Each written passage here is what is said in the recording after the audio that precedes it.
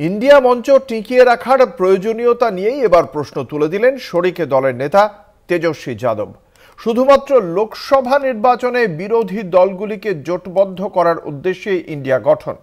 একই সঙ্গে বিহার বিধানসভার আগামী নির্বাচনে কংগ্রেসকে নিয়ে জোটে আর তারা আগ্রহী নন বলেই ইঙ্গিত দিয়েছে আরজেডি। ফলে ইন্ডিয়ায় আরও একঘরে হতে চলেছে কংগ্রেস।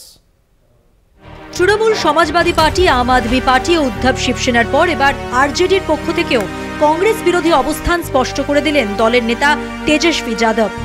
তার ফলে ইন্ডিয়ার অন্দরের সংকট ক্রমে ঘনীভূত হচ্ছে।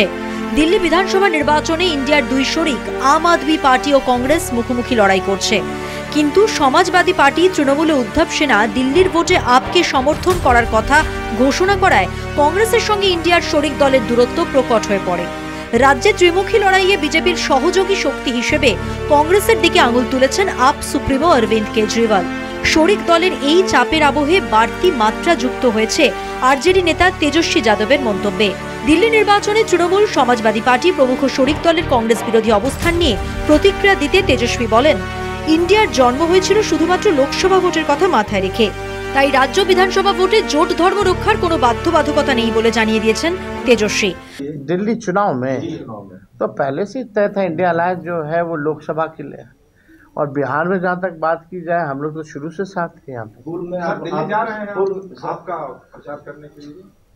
अभी हम लोगों ने डिसाइड नहीं किया पार्टी ने कि हम लोग वहाँ चुनाव लड़ेंगे कि नहीं लड़ेंगे, और बाद में हम लोग देखेंगे कि তার দলের মুখপাত্র মৃত্যুঞ্জয় তিওয়ারি বলেছেন, বিহারে বিধানসভা নির্বাচনে আরজেডি আর কংগ্রেসের সঙ্গে জোট বেঁধে লড়তে চায় না। গতবার মহাগঠবন্ধন গড়ে কংগ্রেস ও বামেদের নিয়ে বিধানসভা ভোটে লড়েছিল আরজেডি।